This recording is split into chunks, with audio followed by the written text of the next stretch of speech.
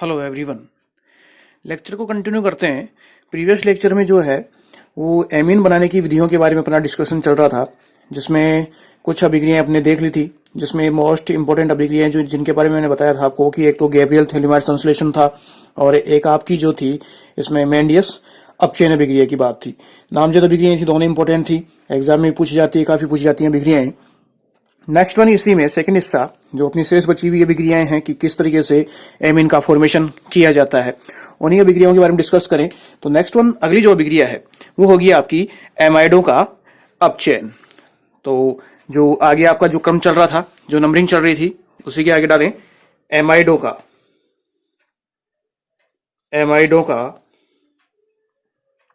अपचयन। एमाइडों का अपचयन। अब एमाइडों का जो अपचयन है बेटा, यहाँ पे फिर वही चीज आई है, अपचयन। अपचयन किसके साथ होगा? वही हाइड्रोजन के साथ अपचयन की प्रक्रिया होगी। किसकी प्रेजेंस में होगी? वो आप ले सकते हैं, जैसे लिथियम एल्यूमिनियम हाइड्राइड है, एथेनोलिक सोडियम है, इनके द्वारा जैसे आपका निकिल है। तो इनकी उपस्थिति के अंदर जब अपचयन करवाया जाएगा तो इसके फलस्वरूप अपने को क्या प्राप्त होता है?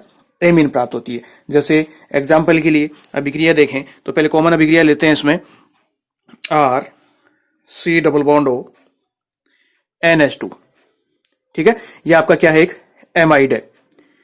इस एमाइड का क्या करवाना है? अपचयन। किसकी प्रेजेंस के अंदर? जैसे उत्प्रेरक जो है वो आपने ले लिया, जैसे मैंने यहां उत्प्रेरक ले लिया, वो ले लिया AlH4, लिथियम एल्यूमिनियम हाइड्राइड। यह है आपका एक एमाइड। ठीक है, इसकी प्रेजेंस में जो है वो अपचयन हो रहा है। तो जो प्राप्त उत्पाद होगा वो क्या होगा, किस तरीके से होगा? तो यहां जो अपचयन के लिए देखो, यहां ज्ञात है कि एमीन बनाना है। तो एमीन बनाने के लिए देखो कॉमन सेंस है अपने पास, देखो ऑलरेडी एमीन बना हुआ है, NH2 है, एमीन में यही होता है। तो यहां से आपको कार्बन को किस में कन्वर्ट करना होगा? हाइड्रोकार्बन में। और ऑक्सीजन किसके रूप में बाहर निकालनी होगी? जल के अणु के रूप में। तो यहां से ये ऑक्सीजन किसके रूप में बाहर निकलती है? H2O के रूप में बाहर निकलती है। ठीक है, H2O के रूप में किसका निष्कासन हो गया? ऑक्सीजन का। अब जो शेष बच गया उसमें इस कार्बन को किस में कन्वर्ट करना है? हाइड्रोकार्बन में। तो 2 हाइड्रोजन इसको दो और 2 इस ऑक्सीजन को दो, तो टोटल कितनी हाइड्रोजन काम में जाएंगी? 4 हाइड्रोजन। तो ये कन्वर्ट हो जाएगा RCH2NH2। ठीक है, और टोटल हाइड्रोजन की संख्या कितनी हो गई? हो गई आपकी, हाइड्रोजन कितनी काम में आ रही है यहाँ पे? 4 हाइड्रोजन। तो ये हो गया आपका एक 1 डिग्री एमीन। ठीक है, तो इस तरीके से जो है वो एमीन का फॉर्मेशन होता है। जैसे एग्जाम्पल लें, इसमें एक एग्जाम्पल ले लिया मैंने, आर की जगह आप ले सकते हो जैसे CH3 C double bond O NH2। ठीक है, CH3 C double bond O NH2। इसका क्या करवाया अपचयन? वही चल रहा है, मैंने कॉमन आर की जगह उठा के क्या कर रहा हूं? CH3 लिया है। आगे वही 4 हाइड्रोजन अपचयन करवा रहे हैं AlH4 की उपस्थिति में, AlH4 की उपस्थिति में। तो जो अपना उत्पाद हो जाएगा वो क्या हो जाएगा? CH3, बस आर की जगह उठाइए करना है CH3 CH2 NH2 plus H2O। ठीक है, तो इस तरीके से जो यहां इस कंपाउंड का नाम, इस अभिकारक का नाम जो है वो क्या होगा? देखो 1 और 2, 1 और 2, 2 कार्बन हो गए। 2 कार्बन के लिए एथेन काम में आता है, और ये क्या है आपका? एमाइड समूह। तो इसका नाम जो होगा वो क्या होगा? एथेनेमाइड। एथेनेमाइड। और इससे जो प्राप्त उत्पाद है तो इसमें देखो 1 और 2, 2 कार्बन दिए हुए, 2 कार्बन के लिए एथेन और इसका हो गया एमीन। तो एथेनेमीन या एथेन एमीन या एथेनेमीन, एथेनेमीन। तो इस तरीके से जो है वो एमीन का क्या होता है? फॉर्मेशन होता है, एमीन का निर्माण होता है। नेक्स्ट आगे चर्चा करें इसमें, इस अभिक्रिया को अगर आगे बढ़ाएं, जैसे मैंने यहां से समूह लिया, एथेनेमाइड में समूह ले रहा हूं कन्वर्ट करके, यहां से तो अपने 1 डिग्री एमीन बनाई है, क्या है आपकी? 1 डिग्री एमीन। क्या इस विधि के द्वारा 2 डिग्री एमीन का भी निर्माण किया जा सकता है? उसके लिए देखें, तो इसको मैं रफ कर रहा हूं, एमाइडो के अपचयन में ही है ये। तो सेकेंड एग्जाम्पल लिया, वो मैंने लिया जैसे एथेनेमाइड का, CH3 C double bond O NH CH3। ठीक है, ये कंपाउंड दिया हुआ है, क्या करवा रहे हैं? अपचयन। किसके प्रेजेंस के अंदर अपचयन करवाओगे? वही यहां ले लिया उत्प्रेरक, मैंने उत्प्रेरक के रूप में लिया है, वो लिया जैसे Li AlH4, ठीक है, Li AlH4 के साथ हो रहा है और ईथर माध्यम के रूप में है। तो जैसे इसके साथ अपचयन करवाओगे तो यहां जो उत्पाद होगा वो क्या होगा? तो यहां देखो वही कार्बन को किसमें बदलना है? हाइड्रोकार्बन में, और इसमें चेंजेस होगा नहीं। यहां से देखो नाइट्रोजन के साथ एक हाइड्रोजन दी हुई है, तो जाहिर सी बात अपने को क्या मिलेगी? यहां से 2 डिग्री एमीन प्राप्त होगी। तो यहां ये कार्बन किसमें कन्वर्ट हो जाएगा? हाइड्रोकार्बन में। 2 हाइड्रोजन लेके बना देगा CH2, और ये ऑक्सीजन किस रूप में बाहर निकल जाएगी? H2O के रूप में। तो उत्पाद क्या हो जाएगा? CH3। इस कार्बन को किसमें बदलोगे? CH2 में। आगे NH और CH3 प्लस ऑक्सीजन किस रूप में बाहर जा रही है? H2O के रूप में। तो टोटल कितनी हाइड्रोजन काम में आई? 2 कार्बन ने ली और 2 ऑक्सीजन ने ली, तो टोटल कितनी काम में आई? 4 हाइड्रोजन। तो इस तरीके से जो अपने पास उत्पाद है, उस उत्पाद की अगर नामांकन की बात करें तो इसको क्या मैं मान सकता हूं? मुख्य मान सकता हूं। 1 और 2 प्रतिस्थापन भी क्या हो गया? मैथिल समूह। तो यहां पे मैथिल किसके साथ जुड़ा हुआ है? नाइट्रोजन के साथ। तो इसका नामांकन क्या करोगे? N Maithil, N Maithil. 2 carbon के लिए एथेन और ये एमीन, या संयुक्त रूप से एथेनेमीन।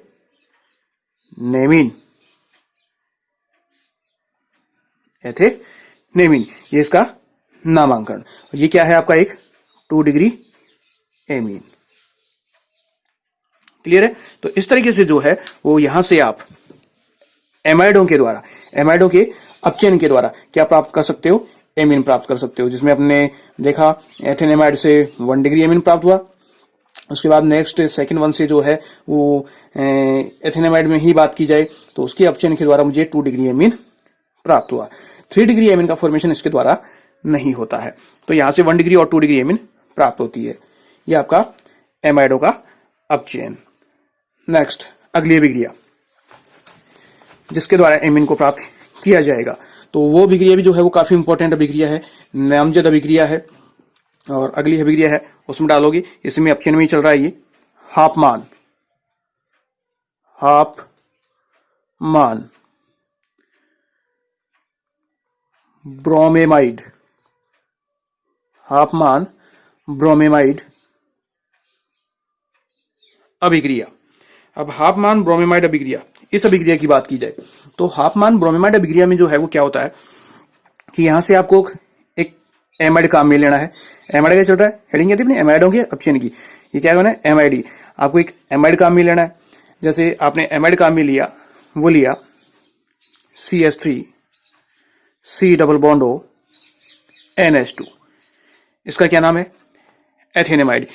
इस एमाइड की क्रिया जो है वो आपको ब्रोमीन के साथ प्लस एक क्षारीय माध्यम में करवानी है, तो प्रबल क्षार के साथ संपन्न करवानी है। और ये अभिक्रिया सारी उच्च ताप के ऊपर संपन्न होती है। तो जब इसके साथ ये अभिक्रिया संपन्न होती है तो इसमें क्या होगा कि क्लियर है कि अपने को क्या बनानी है?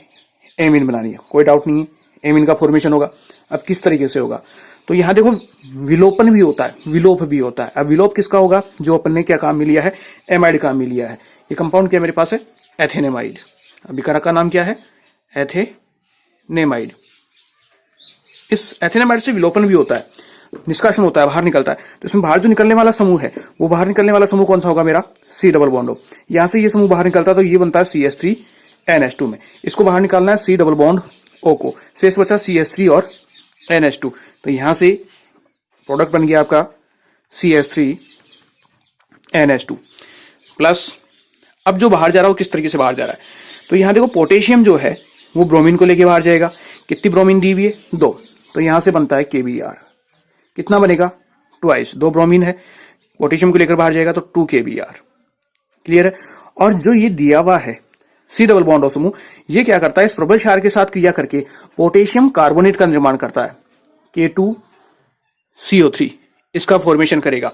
तो यहां पे देखो टोटल कितनी पोटेशियम काम में आ गई? 2 और 2 4। तो यहां हो जाएगा आपका 4 KOH। अब बचा आपका OH समूह। ये जो OH समूह है ये किस रूप में बाहर जाता है? ये OH समूह जाता है यहां से जल के अणु के रूप में, 2H2O। 4 OH समूह है, ठीक है, तो 2s2o। तो टोटल देखो बैलेंस के लिए अपने पास 4 ऑक्सीजन तो ये है और 1 ऑक्सीजन, ये 5 ऑक्सीजन हो गई। तो 3 ऑक्सीजन तो इस कार्बोनेट समूह में है और 2 ये हो गई, 5 ऑक्सीजन हो गई। आपके पास 4 हाइड्रोजन थी, 2 दूनी 4, 4 हाइड्रोजन हो गई। पोटेशियम देखो 2 2 4, 4 पोटेशियम हो गई। तो कुल मिला के पास अपने पास ये जो अब अभिक्रिया है वो क्या है, एक बैलेंस अभिक्रिया है। तो इसके द्वारा जो है वो किसका फॉर्मेशन हुआ, इसके द्वारा यहां देखो 1 डिग्री एमीन का, ये क्या है आपका 1 डिग्री एमीन। और इस 1 डिग्री एमीन इसका नाम किया जाए तो एक कार्बन है मेथेन एमीन, या सीधा कर सकते हो आप मेथेनेमीन। ठीक है, ये इसका IUPAC नामांकन। यह अभिक्रिया कहलाती है आपकी हाफमान ब्रोमेमाइड अभिक्रिया। अब हाफमान ब्रोमेमाइड अभिक्रिया, इसमें याद रखना है कि एमाइड, इस एमाइड की क्रिया किसके साथ करवानी है, एमाइड का हैलोजिनेशन होता है प्रबल क्षार की उपस्थिति में। प्रबल क्षार ये अभिकारक वो लेोगे, उसके साथ इसकी अभिक्रिया कराओगे तो उसके फलस्वरूप मुझे 1 डिग्री एमीन प्राप्त होती है। एक बात और इसमें नोट करने वाली वो ये कि जो मैंने अभिकारक लिया था उस अभिकारक में देखो 2 कार्बन थे। ठीक है, कार्बन की संख्या कितनी है 2, लेकिन जो मेरा उत्पाद बन रहा है प्रोडक्ट, उसके अंदर देखो कार्बन की संख्या कितनी है, केवल 1। यानी इस अभिक्रिया के द्वारा कार्बन श्रृंखला में क्या होती है, कमी भी होती है। पहले 2 कार्बन थे अभिकारक में और उत्पाद में मुझे केवल 1 कार्बन मिल रहा है। तो इस अभिक्रिया में जो है वो क्या होगा, कार्बन श्रृंखला में क्या होगी, कमी होगी। ठीक है, अब यहां बात की जाती है इसकी मैकेनिज्म की, क्रियाविधि की, कि किस तरीके से ये जो है वो अभिक्रिया इसके अंदर शो करता है, दर्शाता है। वो अभिक्रिया भी इंपॉर्टेंट है इसमें। तो इसकी नीचे हेडिंग डालोगे, इसी के नीचे अपनी हाफमान ब्रोमाइड अभिक्रिया है, इसके नीचे हेडिंग डालोगे क्रियाविधि, जो इसी की होगी कि किस तरीके से अपने पास ये प्रोडक्ट का फॉर्मेशन हुआ। तो नीचे हेडिंग डालो क्रियाविधि। क्रियाविधि भी पूछ ली जाती है एग्जाम के अंदर, तो बहुत इंपॉर्टेंट हिस्सा है ये भी। तो क्रियाविधि आपको याद होनी चाहिए। तो क्रियाविधि में क्या होगा, देखो अपने पास क्या था अभिकारक के लिए, आपने ब्रोमीन Br2 की क्रिया किसके साथ करवाई थी, KOH के साथ। किसमें आपने क्या लिया था, एक एमाइड लिया था। तो सबसे पहले जो है वो ब्रोमीन में क्या था, इसके 2 मोल थे Br और Br। इसकी क्रिया जो है वो पोटेशियम हाइड्रोक्साइड के साथ संपन्न होती है, KOH के साथ। तो जब इसकी अभिक्रिया इसके साथ संपन्न होगी तो ये मैंने ये कहा था कि ब्रोमीन जो है वो पोटेशियम को लेकर बाहर निकलता है, ये हुआ था। तो वो बाहर किस तरीके से निकलता है, तो यहाँ पे कितने मोल काम में आएंगे, इसके 2 मोल काम में आएंगे। तो जब 2 मोल इसके काम में आते हैं तो यहां से एक पोटेशियम एक Br को लेके, देखो इसमें समान विखंडन होगा, 1 इलेक्ट्रॉन तो ये ब्रोमीन लेगी, 1 इलेक्ट्रॉन ये ब्रोमीन लेगी, इसी तरीके से का वियोजन होगा। तो एक पोटेशियम एक ब्रोमीन को लेकर बाहर निकलता है, किसके रूप में, KBr के रूप में, प्लस। अब शेष स्थिति क्या बची, एक पोटेशियम एक ऑक्सीजन और एक ब्रोमीन, एक पोटेशियम, ठीक है, आपका एक ऑक्सीजन और एक ब्रोमीन। तो यहां से एक पोटेशियम, इसकी एक ऑक्सीजन और एक ब्रोमीन, ये शेष बची, ये इस रूप में उपस्थित होती है। अब यहां जो है एक ऑक्सीजन और एक ब्रोमीन, जिसमें ऑक्सीजन के पास है लोन पेयर, प्लस 2 हाइड्रोजन है, 2 हाइड्रोजन है और एक ऑक्सीजन अभी शेष बची है, 2 थी वो निकल गई H2O के रूप में। यहां जो है वो इसका फॉर्मेशन होता है। और ये जो कंपाउंड कहलाता है, ये वाला जो कंपाउंड कहलाता है वो कहता है आपका पोटेशियम हाइपोब्रोमाइड। इसको कहा जाता है पोटेशियम, इस वाले कंपाउंड को, जहां जिसके नीचे अंडरलाइन कर रहा हूं मैं, पोटेशियम हाइपोब्रोमाइड, ठीक है। ये अपना इसका फर्स्ट स्टेप क्लियर है। अब यहां से सेकंड 1 स्टेप, अपना जो मूल अभिकारक क्या था, मूल अभिकारक मैंने लिया था एथेनेमाइड। अब एथेनेमाइड किस तरीके, एथेनेमाइड को आप किस तरीके से ले सकते हो, जैसे CH3 C double bond O N, और इस नाइट्रोजन के साथ क्या जुड़ी हुई हैं, 2 हाइड्रोजन, जिसमें नाइट्रोजन के पास क्या प्रेजेंट होता है, लोन पेयर, ठीक है। अब इसकी क्रिया किसके साथ संपन्न करवाओगे, पोटेशियम हाइपोब्रोमाइड के साथ। हाइपो स्थिति है तो ये इससे क्रिया करता है। तो ये क्रिया किस तरीके से करेगा, ऑक्सीजन के पास 2 लोन पेयर है, ऑक्सीजन के पास 2 लोन पेयर है, इसके साथ क्या जुड़ा हुआ है, पोटेशियम, और इसके साथ क्या जुड़ा हुआ है, ब्रोमीन। तो ये जब दोनों क्रिया करते हैं तो क्रिया के फलस्वरूप यहां से हाइपोसम, तो ये बॉन्ड ब्रेक होता है, तो यहां से ये KBr जो है वो बाहर निकलता है, और यहां से ये 2 हाइड्रोजन इस ऑक्सीजन को लेकर बाहर निकलती हैं। तो यहां से स्थिति किस तरीके से होगी कि इसकी जो ये 2 हाइड्रोजन है, ये 2 हाइड्रोजन किसको लेकर बाहर निकलेंगी, ऑक्सीजन को। ये पोटेशियम किसको लेके बाहर निकलेगा, ब्रोमीन को, और जो शेष बच गया उसको अपन यथावत लिख लेंगे।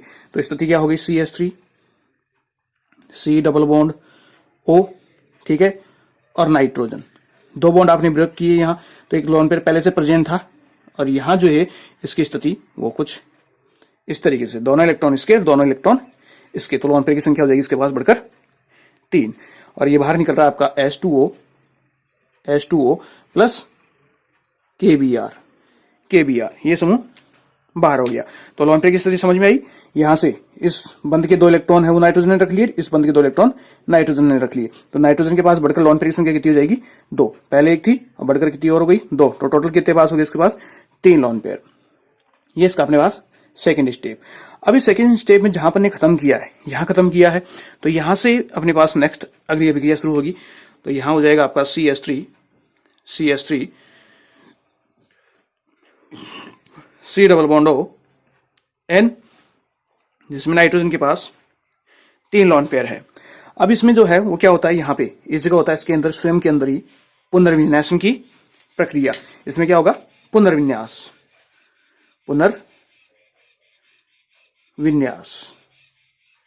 इसमें पुनर्विन्यास होगा। और जब पुनर्विन्यास होता है इसके अंदर, तो इससे जो है वो अपने को क्या मिलता है, आइसोसाइनेड। CH3 समूह है तो मेथिल आइसोसाइनेड। तो पुनर्विन्यास किस तरीके से होगा, CH3 नाइट्रोजन की वैलेंसी संख्या कितनी होती है, 3, तो यहां बीच में आएगा नाइट्रोजन, फिर हो जाएगा आपका डबल बॉन्ड, कार्बन की वैलेंसी कितनी होती है, 4, N double bond C double bond O, तो नाइट्रोजन की देखो 1 2 और 1 3, और कार्बन की 2 और 2 4। तो यहां से जो अपने पास जो है वो प्रोडक्ट बनता है वो क्या बनता है, मेथिल आइसोसाइनेट, मेथिल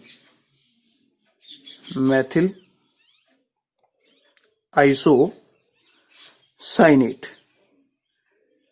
ये अपने को क्या होता है, प्राप्त होता है। मेथिल आइसोसाइनेट का फॉर्मेशन हो गया। अब मेथिल आइसोसाइनेट ये बनता है किसके द्वारा, पुनर्विन्यासन के फलस्वरूप। अब मेथिल आइसोसाइनेट की जो है वो फिर से प्रक्रिया किसके साथ संपन्न की जाती है, पोटेशियम हाइड्रोक्साइड के साथ। तो यहां तक आपने क्लियर कर लिया होगा, ऊपर मैं रब कर रहा हूं। तो नेक्स्ट अगले स्टेप में क्या होगा, नेक्स्ट अगले स्टेप में मेथिल आइसोसाइनेट CH3N, जिसके ऊपर एक लोन पेयर है, double bond C double bond O, इसकी प्रक्रिया फिर किसके साथ संपन्न की जाती है, पोटेशियम हाइड्रोक्साइड के साथ, KOH के साथ। जब ये इसके साथ अभिक्रिया करता है तो इसमें क्या होगा, देखो यहाँ पे पोटेशियम हाइड्रोक्साइड को मैं इस तरीके से ले सकता हूं, जैसे एक रफली है, अभी लिखना नहीं है, इसको समझने के लिए यहां मैंने ले लिया KOH और KOH, इस रूप में जो है ये प्रेजेंट है। अब इस रूप में इसकी अभिक्रिया हो रही है, तो किस तरीके से इसकी जो 2 हाइड्रोजन है, ये 2 हाइड्रोजन ये कौन ले लेता है, नाइट्रोजन, और किसमें कन्वर्ट हो जाएगा, किसमें कन्वर्ट होगा, NH2 समूह में, ठीक है। तो यहां से बन गया CH3 और NH2। अब जो पोटेशियम है, ये पोटेशियम और ऑक्सीजन, और शेष समूह क्या है यहाँ पे, CO। तो देखो यहाँ पे K2 और CO3, पोटेशियम कार्बोनेट। तो इस तरीके से पोटेशियम कार्बोनेट का फॉर्मेशन होता है। तो आप इसको प्रॉपर रूप से इस तरीके से लिख सकते हो, सीधा यहां जो दिया हुआ है, यहां ले लिया आपने ट्वाइस KOH, और इससे क्या बन जाएगा, CH3NH2, जिसमें नाइट्रोजन के पास प्रेजेंट क्या है, लोन पेयर, और साथ में बन जाएगा K2CO3। ये हो गया आपका 1 डिग्री एमीन, ये हो जाएगा आपका 1 डिग्री एमीन, और नाम क्या हो जाएगा, मेथेनेमीन। क्लियर है। तो इस तरीके से जो है वो हाफमान ब्रोमेमाइड अभिक्रिया की जो है वो क्रियाविधि मैकेनिज्म दी जाती है। तो सिंपल है, कोई दिक्कत नहीं है। मैकेनिज्म आपको ध्यान रखनी है, मैकेनिज्म पूछता है, और मैकेनिज्म बहुत इंपॉर्टेंट है। कभी कभार पेपर के अंदर मैकेनिज्म के बारे में पूछ लेता है, तो अपने को जानकारी होनी चाहिए कि किस तरीके से जो है वो संबंधित उत्पाद प्राप्त किया जाता है। तो एक नामजद अभिक्रिया है, तो याद रखना कंपल्सरी है। क्लियर।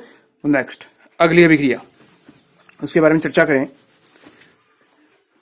तो जो अगली अभिक्रिया होगी वो होगी अपनी कार्बोनिल जो यौगिक दिए हुए, उन कार्बोनिल यौगिकों का जब आप एमीनीकरण करवाते हो, जब एमीनीकरण की प्रक्रिया सोल्व करवाओगे तो उसके फलस्वरूप जो है एमिनो को प्राप्त किया जा सकता है। तो नेक्स्ट अगली हेडिंग डालें, कार्बोनिल यौगिक के, कार्बोनिल यौगिक के कार्बोनिल यौगिक के अपचायक एमीनीकरण द्वारा, अपचायक एमीनीकरण द्वारा, एमीनीकरण द्वारा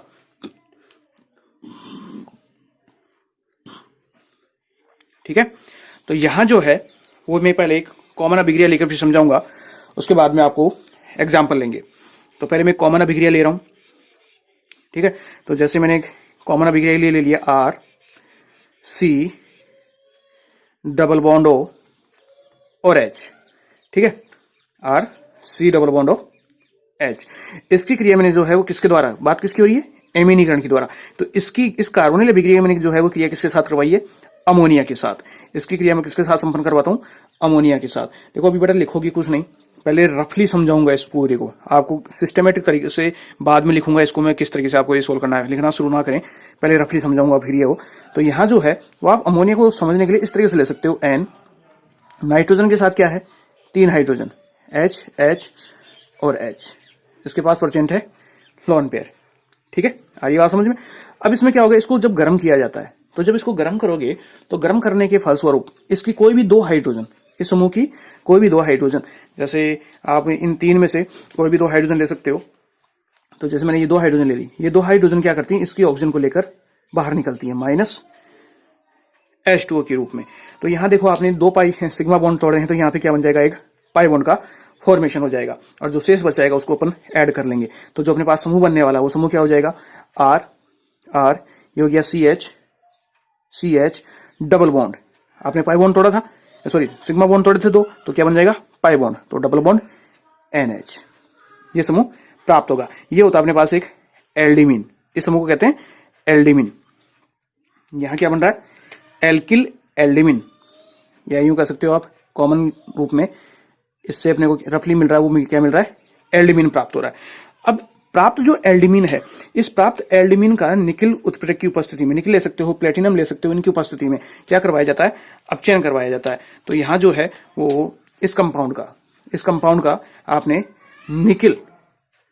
निकिल उत्प्रेरक की उपस्थिति में, या पहले आप क्या कर सकते हो, क्या करवा रहे हैं, अपचयन करवा रहे हैं किसकी उपस्थिति में, निकिल उत्प्रेरक की उपस्थिति में। तो जब निकिल उत्प्रेरक की उपस्थिति में आप इस एल्डिमिन का अपचयन करवाओगे तो क्या होगा, अपचयन के फलस्वरूप एक हाइड्रोजन ये ग्रहण कर लेगा और एक हाइड्रोजन ये समूह ग्रहण कर लेगा, और कन्वर्ट हो जाएगा RCH2 NH2 के रूप में, ठीक है। तो इसके फलस्वरूप जो अपने को क्या प्राप्त होती है, इसके फलस्वरूप अपने को 1 डिग्री एमीन ये प्राप्त होती है, क्योंकि इसमें नाइट्रोजन के पास क्या प्रेजेंट है, नाइट्रोजन के पास 2 हाइड्रोजन प्रेजेंट है। तो इस तरीके से जो है वो इसका फॉर्मेशन किया जाता है। अब आप एक एग्जांपल लेना चाहें तो एग्जांपल लेकर इसको भी सॉल्व कर सकते हैं।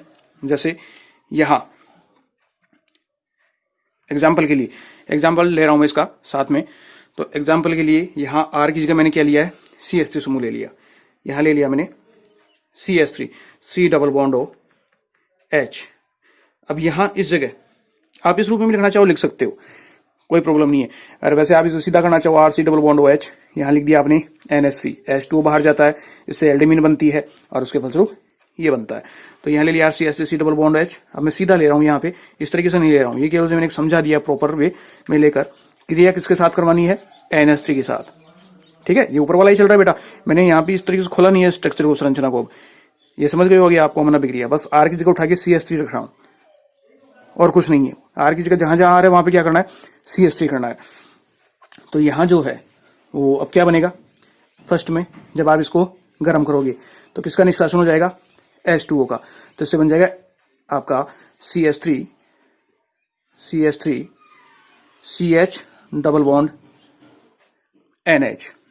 क्लियर है, फर्स्ट स्टेप पूरा हो गया, कंप्लीट हो गया। ये क्या था अपना, इसको कह सकते हो 2 कार्बन के लिए एसिड, ये हो जाएगा आपका एसिड एल्डिमिन, एसिड एल्डिमिन, एसिड एल्डिमिन। अब इस एसिड एल्डिमिन का क्या करवाते हो, आगे अपचयन करवाते हो, किसकी प्रेजेंस के अंदर, निकिल की प्रेजेंस के अंदर। तो यहां से जब इसकी उपस्थिति में आप प्रेजेंस में करवाओगे तो R की जगह क्या करना है, बस CH3, तो CH3 CH2 NH2, और ये बन जाएगा आपका एक एथिल एमीन, 1 डिग्री एमीन। ये इसका एग्जाम्पल। तो कुल मिला के आपको बेसिकली कॉमन अभिक्रिया अगर समझ में आ जाती है तो आप एग्जाम्पल कुछ भी बना सकते हो, एग्जाम में आपसे कुछ भी पूछा जाए। बस आर की जगह उठा के मैंने क्या किया है, CH3 समूह रखा है। ऐसे ही नेक्स्ट वन, अगर ये तो कार्बन यौगिक में था, ये अपने पास एल्डिहाइड था। नेक्स्ट मान लो कि अगर आपको कीटोन के बारे में बात की जाए, इसी तरीके से अगर कीटोन की चर्चा की जाए तो उसके लिए देखें, इसी में ये एल्डिहाइड से किस तरीके से प्राप्त किया वो हो गया। अब कीटोन से देखें कैसे प्राप्त कर सकते हैं इसे। तो एक कीटोन ले रहा हूं मैं, कीटोन के लिए कॉमन अभिक्रिया ले रहा हूं, ठीक है। कीटोन लिया, वो लिया मैंने R, C double bond O, R, clear. इसका क्या करवाना है अपने को, वही नाइट्रोजन, इसको यूं ले लो, R, C double bond O और R। इसकी अभिक्रिया किसके साथ संपन्न करवानी है मुझे, अमोनिया के साथ, नाइट्रोजन के साथ।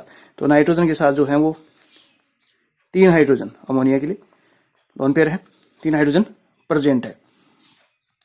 अब इसमें क्या होगा, जो भी पीछे किया था वो 2 हाइड्रोजन, कोई भी 2 हाइड्रोजन, इसकी 2 हाइड्रोजन इसकी ऑक्सीजन को लेकर बाहर होती हैं, ये बाहर निकलती हैं जब आप इसको गर्म करते हो। तो गर्म करने पर यहां से क्या बाहर निकलता है, H2 बाहर निकलता है। H2 बाहर हो गया। अब यहां जो है वो प्रोडक्ट क्या बन जाएगा, R, C, R double bond, और यहां क्या हो जाएगा, NH। क्लियर यहां तक। अब इसका क्या करवाना है आगे आपको, अगले स्टेप में क्या करवाना था, अगले स्टेप में क्या करवाया था, अपचयन। H2 किसकी उपस्थिति में, निकेल उत्प्रेरक की उपस्थिति में। तो यहां से इसका जब आपने अपचयन करवाया तो अपने पास उत्पाद क्या हो जाएगा, एक हाइड्रोजन ये ले लेगा और एक हाइड्रोजन ये समूह ले लेगा, ठीक है। तो ये हो जाएगा R, C, R, एक हाइड्रोजन कार्बन के पास और एक हाइड्रोजन NH ग्रुप के पास, ये NH2, ये हो गई आपकी वापस पुनः 1 डिग्री एमीन। और ये जो समूह है वो क्या आपका एक आइसो समूह। तो यहां पे अगर 3 कार्बन प्रेजेंट हो जाएंगे तो आपका आइसो प्रोपिल समूह हो जाएगा। तो इसे एक आइसो समूह है, ये अपने पास 1 डिग्री एमीन है। तो इससे जो प्रोडक्ट मिल रहा है वो क्या मिल रहा है आपको, 1 degree amine, 1 degree amine. Clear, यहां तक कोई दिक्कत। अब इसको आप एग्जाम्पल के रूप में एक एग्जाम्पल ले। एग्जाम्पल में क्या करना है, जहां जहां अपने पास R चल रहा था, जहां जहां R चल रहा है वहां आपको क्या लेना है, उस जगह CH3 ग्रुप लेना है। तो जैसे एग्जाम्पल के लिए CH3 C double bond O, CH3 plus 3 hydrogen H, ये नाइट्रोजन के साथ जुड़ी हुई है। तो यहां से इसको गर्म करोगे तो क्या बन जाएगा, CH3 C double bond NH और CH3। इसको गर्म किया तो क्या होगा, यहां से इसकी 2 हाइड्रोजन इसकी ऑक्सीजन को लेकर बाहर हो जाएंगी गर्म करने पर, माइनस H2O, ठीक है, ये हो गया। अब इसका फिर आगे क्या करवाना है अपने को, अपचयन करवाना है। अपचयन किसके साथ होगा, वही H2Ni इसकी उपस्थिति में, और इसकी उपस्थिति में अपचयन करवाया तो क्या बन गया, CH3 C, CH3H और NH2, ठीक है। और इस प्रोडक्ट का नाम जो है, इस प्रोडक्ट का नाम क्या हो जाएगा, हो जाएगा आपका आइसोप्रोपिल एमीन। 3 कार्बन है, आइसो समूह, मैंने कहा था पहले ये आइसो समूह है और ये आपका एमीन है। तो उत्पाद का नाम हो जाएगा आइसोप्रोपिल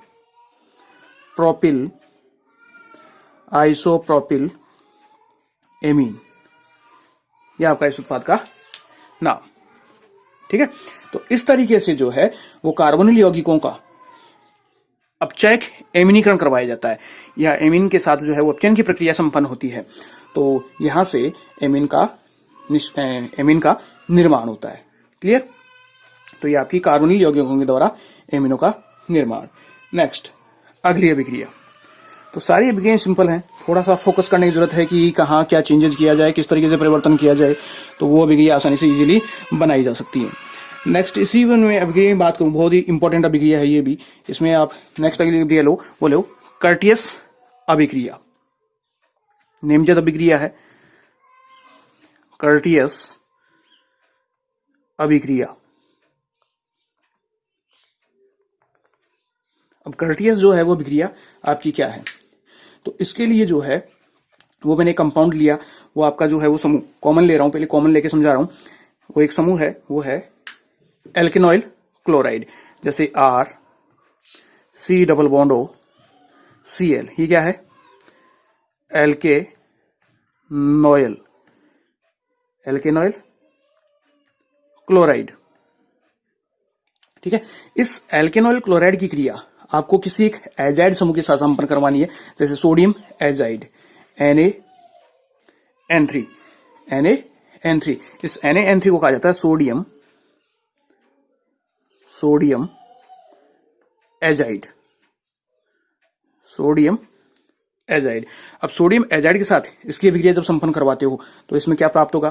देखो एजाइड समूह है तो सबसे पहले यहां से सोडियम, ये जो स्थिति है Na+ और Cl-, यहां से ये समूह और ये समूह सोडियम और क्लोरीन ये बाहर निकल जाएगा किसके रूप में? NaCl के रूप में। इसका निष्कासन हो जाएगा। तो यहां जो है वो बाहर निकलता है NaCl, यहां से जो बाहर निकलेगा वो आपका निकलेगा NaCl माइनस NaCl, ये बाहर निकलता है। अब जो NaCl बाहर निकल गया तो प्रोडक्ट क्या बना? देखो N3 इसके साथ आके जुड़ जाएगा तो वो हो गया R C double bond O N3। ठीक है, R C double bond O N3, ये समूह मुझे प्राप्त हुआ। इसको कहा जाता है एल्किल एजाइड समूह, एल्किल एजाइड समूह। अब इस एल्किल एजाइड को फिर आगे गर्म किया जाता है। जब इसको आप आगे गर्म करोगे एल्किल एजाइड को आगे क्या करना है? गर्म करना है। तो जैसे आप गर्म करोगे तो यहां से इस समूह से N2 नाइट्रोजन गैस बाहर निकल जाएगी, और जैसे N2 बाहर निकलती है तो इसमें साथ साथ पुनर्विन्यासन भी हो जाता है। तो यहां बन जाता है R C R, पुनर्विन्यासन भी इसमें साथ होगा तो R N double bond C double bond O। N2 यहां से बाहर गई, यहां रह जाएगा नाइट्रोजन, उसके साथ उसमें पुनर्विन्यासन होगा। पुनर्विन्यासन के फलस्वरूप स्थिति जो है वो जाएगी R N double bond C double bond O। अभी इस अभिकारक का जो अपने पास यहां जो स्थिति मिली हुई है, इसका जो है वो क्या करवाना है अपने को? किसी प्रबल क्षार के साथ अभिक्रिया करवानी है। या तो आप इसका जल अपघटन करवा दो यहां से, या फिर इसकी प्रबल क्षार के साथ क्रिया करवा दो। तो प्रबल क्षार के लिए मैंने जो है वो इसकी क्रिया एक सोडियम हाइड्रोक्साइड इसके साथ संपन्न की, NaOH के साथ इसकी आप अभिक्रिया दे सकते हो। तो यहां हो गया R N double bond C double bond O। इसकी क्रिया आप किसके साथ करवा रहे हो? एक प्रबल क्षार के साथ NaOH के साथ, और इसके यहाँ जो है वो 2 मोल काम में आते हैं। 2 मोल NaOH इससे क्रिया करता है, क्योंकि मुझे इसको किस में कन्वर्ट करना है? एमीन में कन्वर्ट करना है। तो यहां से मिलता मुझे R NH2, और ये जो समूह है CO समूह, ये बनाता है कार्बोनेट किसके साथ? सोडियम के साथ मिलके, और बनाता है Na2CO3। ठीक है, तो इस तरीके से क्या मिलती है आपको? एक एल्किल एमीन मिलती है, एल्केन एमीन, सॉरी यहां हो जाएगा एल्किल या 1 degree alkane amine, 1 degree amine, और ये हो गया आपका सोडियम कार्बोनेट। ये कॉमन अभिक्रिया थी, ये अभिक्रिया कहलाती है आपकी कर्टियस अभिक्रिया। स्टेप्स में ध्यान रखना, दोबारा सुनना। आपको एक एल्केनॉयल क्लोराइड का मिलना है, उस एल्केनॉयल क्लोराइड की क्रिया किससे कराओगे? सोडियम एजाइड के साथ। फॉर्मूला याद होना चाहिए NaN3। उसके फलस्वरूप जो आपको मिलेगा कंपाउंड मिलेगा वो मिलेगा एल्किल एजाइड समूह। उस एल्किल एजाइड समूह को फिर आप जब गर्म करोगे तो उसके फलस्वरूप मिलेगा आपको ये कंपाउंड, और उसके फलस्वरूप मिलता है आपको ये वाला समूह। ये किसके साथ क्रिया करवा रहे हो? क्षार के साथ क्रिया करवा रहे हो, तो उसमें पुनर्विन्यासन भी साथ साथ चलता है। तो अभिक्रियाओं को जो है वो स्टेप आपको ध्यान रखने की, कहाँ क्या बन रहा है, किस तरीके से किसका फॉर्मेशन हो रहा है, और जो समूह कह रहा है, ये जो इसकी बात हो रही है, ये किसके मन में ये होगी? ये चीज क्या है? N double bond C double bond O। ये पहले मैं बताया था, इसको कहते हैं आइसोसाइनेट। ये होता है एल्किल आइसोसाइनेट समूह, इसको कहा जाता है। नहीं याद रहो, ध्यान में आ रहा हो तो इसको आप लिख सकते हो एल्किल पहले बता चुका हूं मैं ये चीज, एल्किल आइसोसाइनेट,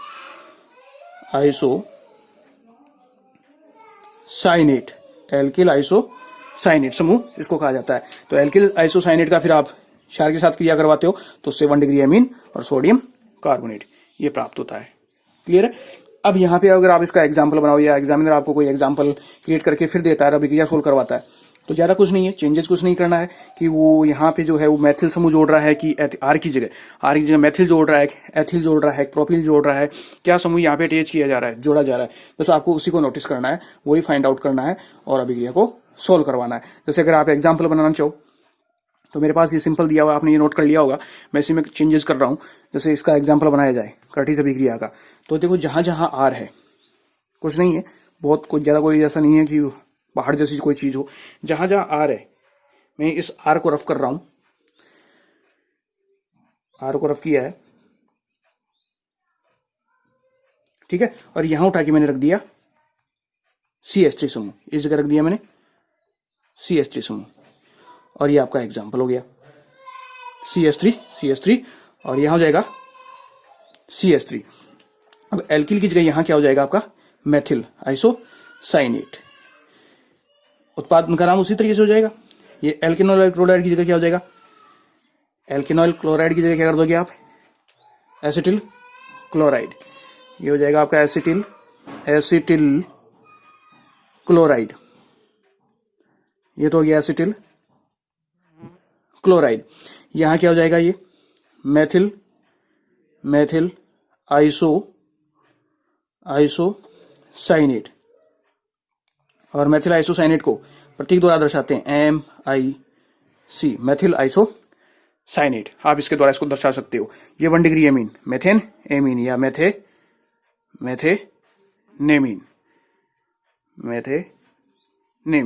ये आपका फॉर्मेशन। तो इस तरीके से जो है वो कर्टियस अभिक्रिया जो है वो सोल्व की जा सकती है। तो इंपॉर्टेंट अभिक्रिया है, ये आपको याद रखनी है। नेक्स्ट, इसी में अगली अभिक्रिया की बात करें मेथड में, तो है स्मिट अभिक्रिया, जो अपनी पीछे कार्बोक्सिलिक अम्लों के अंदर भी पड़ी हुई है। तो नेक्स्ट वन अगली डालो, स्मिट अभिक्रिया, स्मिट अभिक्रिया, ठीक है। अब स्मिट अभिक्रिया जो है वो क्या है, इसके बारे में चर्चा की जाए तो स्मिट अभिक्रिया मेरे हिसाब से सबको याद होगी। ये क्या है, कर्टियस अभिक्रिया जो दी थी अपन ने भी, इस कर्टियस अभिक्रिया का ही ये संशोधित रूप है एक तरीके से। इसमें आपको एक हाइड्रोजोइक अम्ल, उसके साथ एसिटिक अम्ल को क्या करना है, बॉईल करना है, गर्म करना है अम्लीय माध्यम के अंदर। तो जैसे वो आपने लिए, एक ऐसे कॉमन ले रहा हूं, सीधा अभिक्रिया के रूप में ले रहा हूं, CH3 C double bond OH, एक एसिटिक अम्ल है। इस एसिटिक अम्ल की क्रिया आप किसके साथ करवाते हो, हाइड्रोजोइक अम्ल के साथ, और हाइड्रोजोइक अम्ल होता है N3H,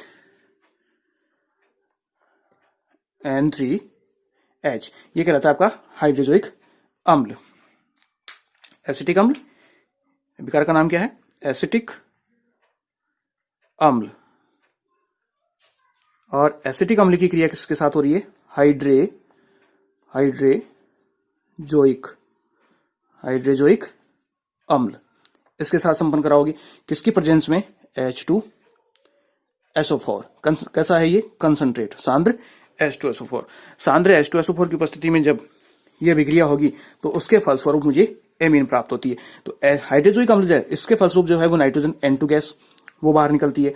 एक तो N2 बाहर निकलेगी गैस के रूप में, ठीक है। यहां से ये जो समूह है कार्बोक्सिल समूह का, ये पीछे आ चुकी है अपने पास, किसके रूप में बाहर जाएगी, कार्बन डाइऑक्साइड के रूप में। ये कार्बन डाइऑक्साइड अपने को गैस प्राप्त होती है।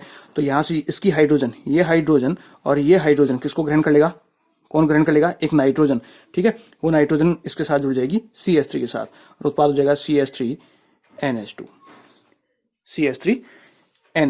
ये क्या हो गया आपका, एक 1 डिग्री एमीन या प्राथमिक एमीन, 1 डिग्री एमीन। क्या होगा ध्यान रखना इसमें, यहां से N3 से क्या बाहर निकल जाएगी, N2, एक नाइट्रोजन बची। ये दो हाइड्रोजन जो है वो एक नाइट्रोजन ग्रहण कर लेगा, किसमें बदल देगा, NH2 में, और ये जो है ये समूह किसके रूप में बाहर निकल जाएगा, CO2 के रूप में निष्कासित हो जाएगा। यह अभिक्रिया कहलाती है अपनी स्मिट अभिक्रिया। तो इसमें फिलहाल मैं ये मानता हूं कि कोई दिक्कत नहीं होनी चाहिए। ये कार्बोक्सिलिक अम्लों में थी अभिक्रिया, कार्बोक्सिलिक अम्लों में जो रासायनिक अभिक्रिया थी उसके अंदर अपने इसको डिस्कस किया था, ठीक है। नेक्स्ट वन, अगली अभिक्रिया है वो है नाइट्रो एल्केनो के द्वारा। नाइट्रो एल्केनो जो है उनके द्वारा किस प्रकार से प्राप्त किया जाता है। तो नेक्स्ट अगली डालो, नाइट्रो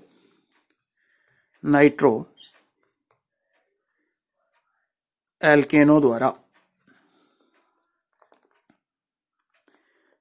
नाइट्रो एल्केनो द्वारा। अब नाइट्रो एल्केनो की बात की जाए तो नाइट्रो एल्केनो के लिए आप सीधा कॉमन एक अभिक्रिया की लेकर बात कर रहा हूं, फिर आप उसमें चेंजेस कर सकते हैं। जैसे कॉमनली अभिक्रिया ले लिया मैंने RCH2NO2, कॉमन अभिक्रिया ले रहा हूं। इसका मुझे क्या करवाना है, अपचयन करवाना है। अपचयन किसके साथ होता है, हमेशा हाइड्रोजन के साथ। उत्प्रेरक के रूप में, उत्प्रेरक के रूप में जो है आप ले सकते हो निकेल प्लेटिनम या पैलेडियम। यहां उत्प्रेरक के रूप में आप ले सकते हो प्लेटिनम, पैलेडियम या रेने निकेल, इनमें से कोई भी हो सकता है। इनके प्रेजेंस में जब आप अपचयन करवाते हो तो अपचयन के फलस्वरूप ये जो नाइट्रो समूह दिया हुआ है, ये नाइट्रो समूह अपचयित हो जाएगा। तो नाइट्रोजन 2 हाइड्रोजन को ग्रहण करेगा तो उत्पाद हो जाएगा RCH2NH2, ठीक है। और 2 ऑक्सीजन है, ये ऑक्सीजन किसके रूप में बाहर जाएंगी, H2O के रूप में, ट्वाइज H2O, 2 ऑक्सीजन इस रूप में। तो टोटल कितनी हाइड्रोजन काम में, 4 और 2 6, यहां हो गई 6 हाइड्रोजन। क्लियर है। तो यहां जो है वो क्या मिलता है आपको, 1 डिग्री एमीन। जो अपना ये प्रोडक्ट है वो प्रोडक्ट क्या है, 1 डिग्री एमीन। अब आप एग्जाम्पल के रूप में लेना चाहो, इसका एग्जाम्पल लें तो एग्जाम्पल में कोई विशेष नहीं है। आर की जगह जहां आर किया है वहां क्या ले सकते हो, CH3, CH3CH2NO2। इसको क्या कहा जाता है, नाइट्रो एथेन। 2 कार्बन है, ये समूह नाइट्रो है, नाइट्रो एथेन। वो आगे क्या हो जाएगा, सी भी 6H, 6 हाइड्रोजन हो जाएगी। उत्प्रेरक 11 नंबर की बस, आप 11 नंबर की बस नहीं लिखोगे, आपको पूरा उत्प्रेरक लिखना है, ठीक है। फिलहाल मैं लिखता हूं 11 नंबर की बस, यानी सेम उत्प्रेरक। आर की जगह उठा के, इस आर की जगह CH3 CH2NH2 plus twice H2, ये आपका उत्पाद। और उत्पाद का नाम क्या हो जाएगा, 2 कार्बन है, 1 और 2, 2 कार्बन और ये एमीन समूह। तो उत्पाद का नाम हो जाएगा एथेनेमीन या एथेन एमीन, एथेनेमीन। ये आपकी इस समूह के साथ अभिक्रिया। तो यहां ये ध्यान रखना है कि जो नाइट्रो समूह है उसका अपचयन आप अम्लीय माध्यम में भी करवा सकते हो। यहाँ निकल प्लेटिनम पैलेडियम लिया, आप इसका जो है वो किसमें करवा सकते हो, अम्लीय माध्यम में भी अपचयन करवा सकते हो। इसके अंदर जो है वो धातुएं होती हैं, अम्लीय माध्यम में जो धातुएं रखकर जो है इसकी अपचयन की प्रक्रिया संपन्न करवाई जा सकती है। जैसे आपने टिन ले लिया और अम्ल के रूप में ले लिया आपने HCl, उसके साथ भी अभिक्रिया हो सकती है। यानी ये अभिक्रिया किस किस के साथ हो सकती है, देखो यहाँ ये याद रखने वाली बातें हैं। ये अभिक्रिया किस किस के साथ संपन्न हो सकती है, जैसे SN प्लस HCl, इसकी उपस्थिति में आप ये अभिक्रिया सोल्व करवा सकते हो। याद रखने वाली, बहुत ध्यान रखने वाली चीज है ये कि यहाँ ये चीजें हो सकती हैं। इसके अलावा जो है वो आपका जैसे Fe प्लस HCl, ये भी रखा जा सकता है। इसके अलावा जो है आपका Zn प्लस HCl, ये भी दिया जा सकता है। यानी अम्लीय माध्यम में जो धातुएं हैं, SN, Fe और Zn, ये क्या है, धातुएं। HCl क्या है, अम्लीय माध्यम। इनकी उपस्थिति में भी जो है वो नाइट्रो यौगिकों का क्या किया जा सकता है, अपचयन करवाया जा सकता है। ऐसे ही यहाँ पे एलिफेटिक समूह बात होती, आप एरोमेटिक समूह वो भी ले सकते हैं। तो एरोमेटिक समूह में विशेष ध्यान रखना है कि कुछ नहीं है, बेंजीन वाला जो है वो आपको बस ऐड करनी है, बाकी सेम अभिक्रिया जो है वो इसी तरीके से चलेगी।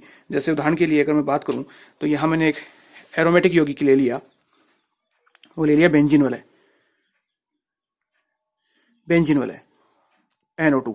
कितनी हाइड्रोजन काम में आ रही है, वही 6 हाइड्रोजन काम में आ रही है। 11 नंबर की बस है मेरे पास, आप 11 नंबर की बस नहीं चलाओगे, आपको वही लिखना है रेने निकेल प्लेटिनम और पैलेडियम उनकी उपस्थिति में। और उत्पाद क्या बन जाएगा, नाइट्रोजन क्या ले लेगा, 2 हाइड्रोजन NH2, और जो ऑक्सीजन है वो किस रूप में बाहर जाएंगी, 2H2O के रूप में। ऑक्सीजन 2H2O के रूप में निष्कासित हो जाती हैं। तो यहां से जो उत्पाद मिला, तो उत्पाद का नाम आपको याद हो गया होगा, इसको क्या कहते हैं, एनिलीन, या इसका आईपीसी अगर नामांकन किया जाए तो बेंजेनेमीन। एनिलीन आईपीसी में वैलिड है, आईपीसी नामांकन में इसको वैलिड किया हुआ है, अन्यथा इसे बेंजेनेमीन भी कहा जा सकता है। क्लियर है। ये आपकी नेक्स्ट अगली अभिक्रिया नाइट्रो जो समूह है, अल्किल नाइट्रो जो समूह है उनके अपचयन के द्वारा। और नेक्स्ट अगली अभिक्रिया जहां से एमिनो का फॉर्मेशन किया जा सकता है, और वो है, अगली हेडिंग डालो, ऑक्जिमो के अपचयन द्वारा। ऑक्जिम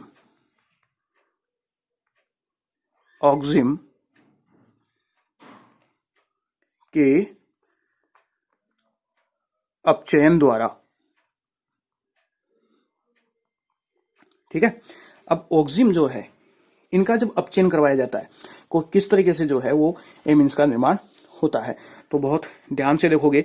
इसके अंदर एल्डिहाइड भी काम में आता है। ऑक्जिम कहाँ से मिले थे अपन को याद हो तो, आपको अगर याद हो तो मैंने वहां पढ़ाया था आपको कार्बोनिल यौगिकों की अमोनिया और अमोनिया व्युत्पन्नों के साथ अभिक्रिया। एल्डिहाइड और कीटोन में आया था अमोनिया और अमोनिया व्युत्पन्नों के साथ अभिक्रिया। उसके अंदर अपन ने ऑक्जिम के बारे में चर्चा की थी, वहां अपने को ऑक्जिम प्राप्त हुआ था। तो कुल मिला के यहाँ पे एल्डिहाइड और कीटोन दोनों के साथ ये अभिक्रिया संपन्न होगी। अब किस तरीके से, तो इसको अभिक्रिया के लिए लिया वो मैंने एक एल्डिहाइड लिया, जैसे CH3 है, C डबल बॉन्ड O और H, ये एक एल्डिहाइड है। ध्यान से देखना, इसकी अभिक्रिया हाइड्रोक्सिल एमीन के साथ संपन्न होती है। और हाइड्रोक्सिल एमीन क्या होता है, हाइड्रोक्सिल तो होता है OH और एमीन होता है NH2। तो यहां हो गया H2N और OH। अब वहां क्या हुआ था याद होगा, अमोनिया और अमोनिया व्युत्पन्नों में क्या हुआ था, ये इसकी ऑक्सीजन और इसकी 2 हाइड्रोजन ये बाहर निकलती है किसके रूप में, H2O के रूप में। इसका निष्कासन हो जाता है, निष्कासन हो गया तो क्या बन गया, CH3 CH,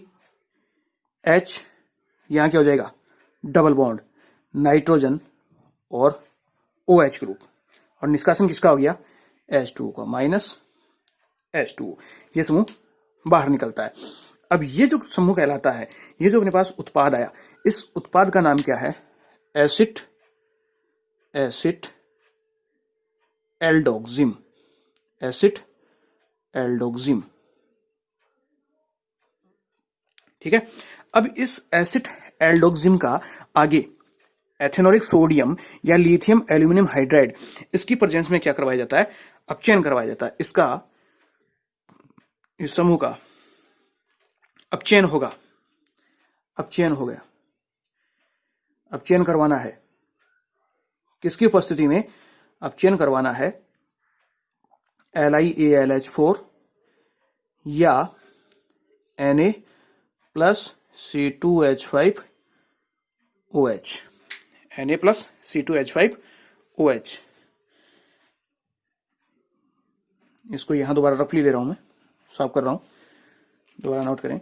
इसका क्या करवाना है अपने को, इस समूह का अपचयन करवाना है, अपचयन करवाना है किसकी उपस्थिति में, LiAlH4 या Na प्लस C2H5OH, इसकी प्रेजेंस के अंदर क्या करवाओगे, इसका अपचयन करवाओगे। और जब इसकी प्रेजेंस के अंदर इसका अपचयन होता है तो क्या होगा, यहां ये जो समूह है, ये कार्बन एक हाइड्रोजन को ले लेगा, क्लियर, और ये जो समूह है वो 2 हाइड्रोजन को ग्रहण कर लेगा, और OH समूह H2O के रूप में निष्कासित हो जाएगा। OH समूह तो किसके रूप में बाहर जाएगा, H2O के रूप में, H2O के रूप में तो क्या बाहर जाएगा, OH समूह। ठीक है। और अब इसको कंटिन्यू कर लो, CH3 कार्बन एक हाइड्रोजन ले लेगा, एक पहले से थे तो CH2, और नाइट्रोजन 2 हाइड्रोजन ले लेगा NH2। तो 2 तो नाइट्रोजन ने ली, एक OH ने ली 3, और एक कार्बन ने ली 4। तो इस तरह से टोटल कितनी हाइड्रोजन काम में आती है, 4 हाइड्रोजन। तो 4 हाइड्रोजन यहाँ काम में आ जाएंगी, उत्प्रेरक आपका इनमें से कोई एक होगा। तो इनकी उपस्थिति में आपको क्या मिलता है, 1 डिग्री एमीन। ये आपका क्या है, 1 डिग्री एमीन। कितने कार्बन है, एक और 2 कार्बन, और ये एमीन, तो नाम हो गया एथेनेमीन। उत्पाद का नाम क्या हो गया, एथेनेमीन। तो इस तरीके से जो है वो ऑक्जिम एल्डिहाइड समूह के द्वारा जो है वो आपको एमीन का निर्माण करना होता है। अब यहां जो है थोड़ा सा चेंजेस है, प्रोसेस वही है, सेम वही मेथड है, वही अभिक्रिया है, आपने नोट कर ली होगी, मैं ज्यादा चेंजेस नहीं करूंगा यहाँ।